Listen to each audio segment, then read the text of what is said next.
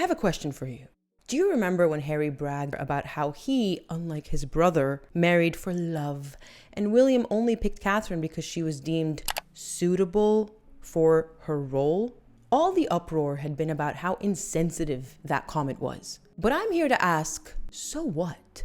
What's wrong with being picked not just for love, but for being deemed suitable? Considering the role that royal brides and grooms, I suppose, inherit upon marriage, is it really wrong for them to be vetted for suitability in addition to it being a love match? I've got news for Harry because I know he seems to think it's, either one or the other, but suitability doesn't negate love and vice versa.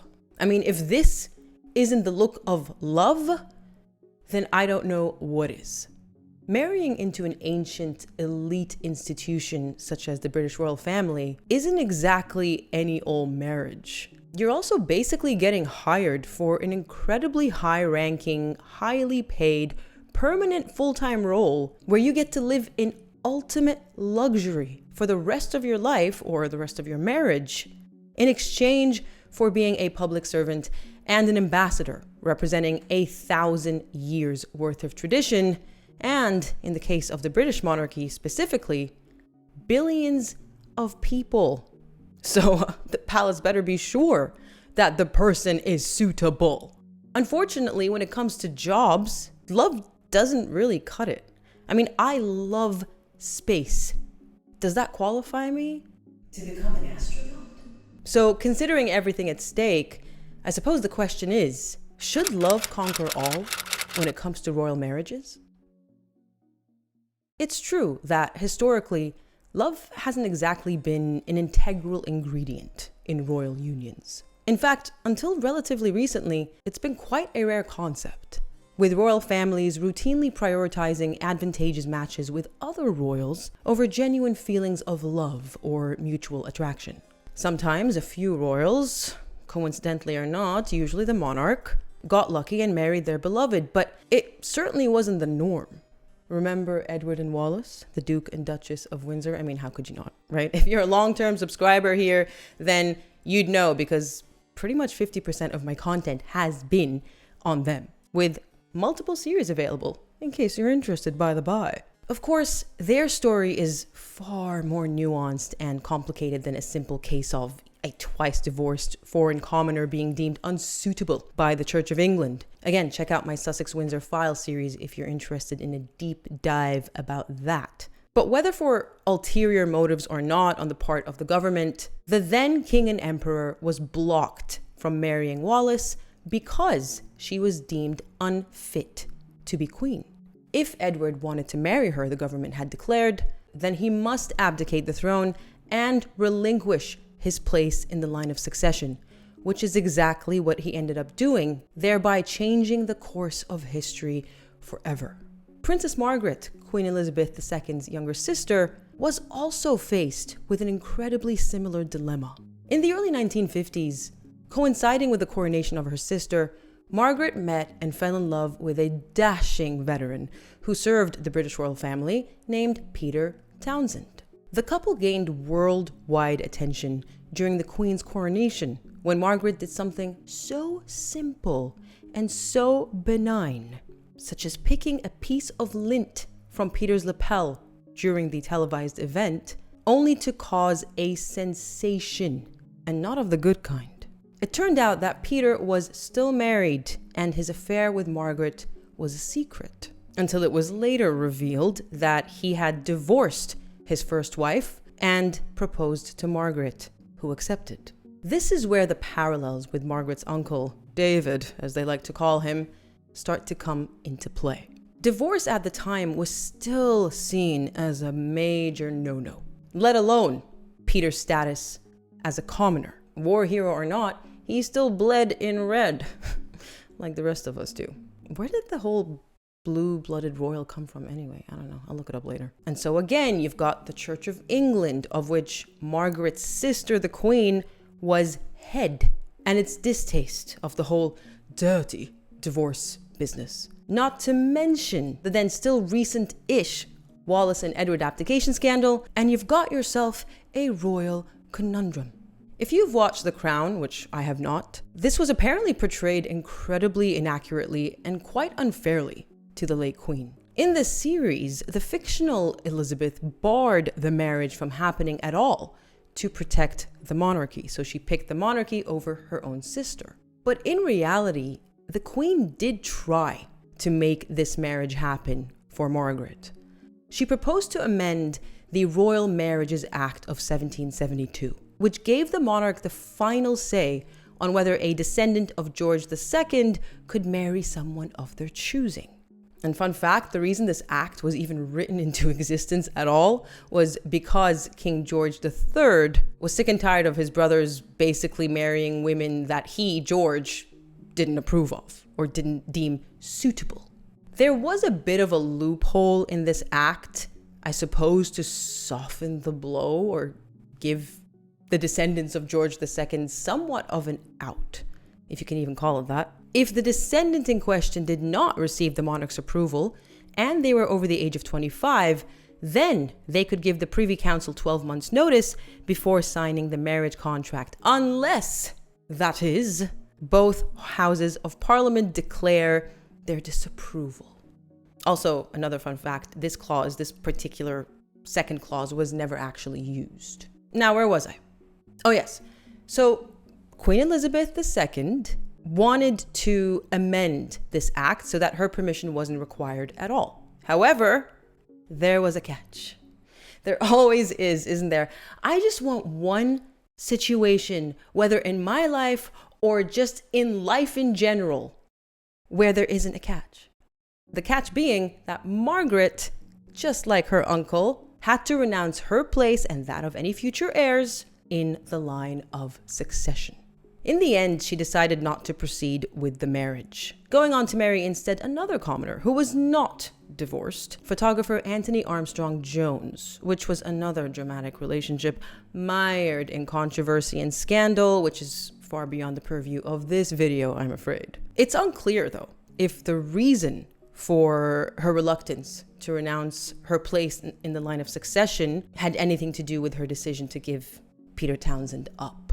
By the way, the late Queen did end up repealing the Royal Marriages Act of 1772, replacing it instead with the Succession of the Crown Act 2013, which stipulates that only the first 6 descendants in the line of succession are required to obtain consent from the sovereign to marry, which, yes, included Prince Harry.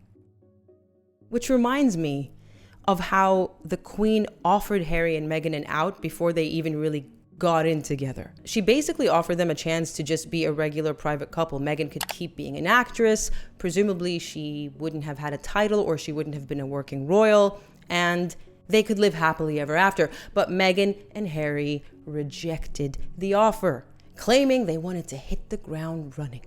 I can only speculate, but I do wonder whether this was the Queen's last-ditch attempt to keep Meghan out of not the family, but the monarchy, the firm, because she could tell that, based on her personality traits, she really wasn't a good fit for the job component. So we've established that, at least in the past, love clearly did not conquer all. One had to be suitable to earn their place among the royal ranks. But just like love, suitability alone is also rarely enough.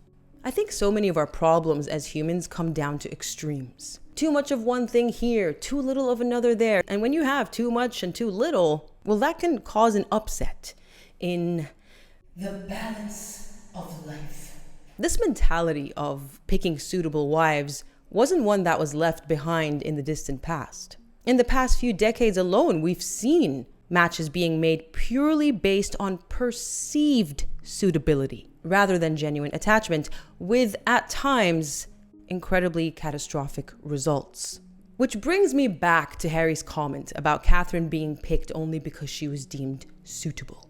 I don't think it's necessarily the insult he thought it was. I think he accidentally brought attention to the fact that both ingredients are necessary for a successful royal union.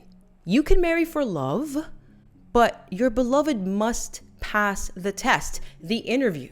If he or she doesn't, then you can still marry them, but they won't qualify for the job aspect. So they're not going to get the title, maybe. They're not going to have a working role. They're not going to be supported by the taxpayer, etc., etc. They'll just be a private citizen, which I've mentioned is what the Queen did try to do with Meghan and Harry. The way I see it, every job has a list of prerequisites, from education to skills to personality traits. In the case of myself with the military, we had aptitude tests and fitness tests and medical tests and psychological tests and leadership tests, all to ensure that we are up to the task. So again, I ask, why should a senior working royal, or any working royal for that matter, but especially a senior working one, such as Catherine and yes, even Meghan once upon a time, be exempt? Apart from nepotism, in what other area, in what other job, in what other position is love enough? I mentioned nepotism, the royal family, right? It's literally in the name. It's a family business, and the entire concept of monarchy is literally entirely founded on the notion of nepotism.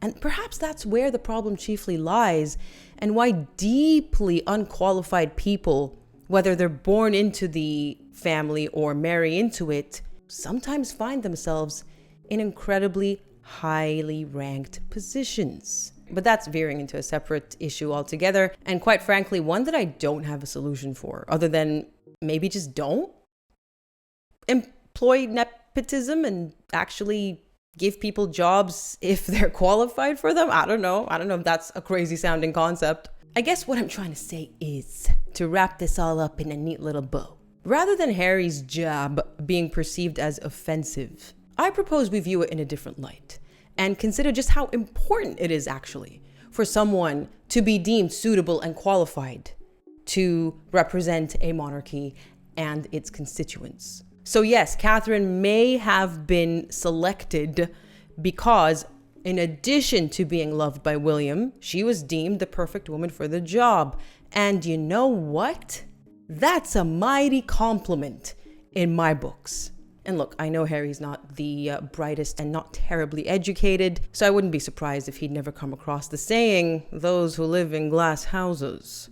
Because if we can learn anything from this love story of the century that he and his wife love to brag about, it's that when it comes to certain things, maybe love, whatever that means, whatever in love means, shouldn't conquer all. And that's all I have to say on this topic. Let me know what you think in the comment section below. Thank you so much for taking the time and spending some time with me, your valuable, precious time watching this video. I hope I got the wheels in your mind turning. If you appreciate what I do here to keep this channel going, do consider visiting the link to Patreon in the description below. It would help support this channel further. And don't sweat it if you can't afford to support me. You know the drill. Regardless, watching this video and subscribing and commenting and liking goes a long way, and I still you. Take care until next time.